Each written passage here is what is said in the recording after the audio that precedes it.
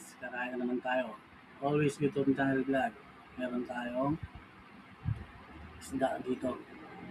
Papakol. Ang tawag dito sa amin, papakol. Meron tayong isang pirasong pusit. Tapos to, gulay. Fresh from the farm.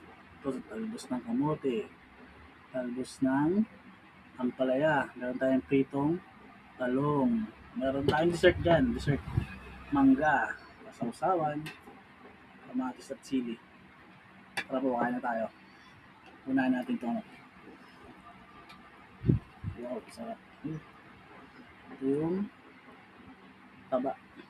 Kamatis. Mm. Mm.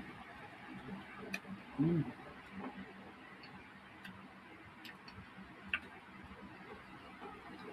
Mm.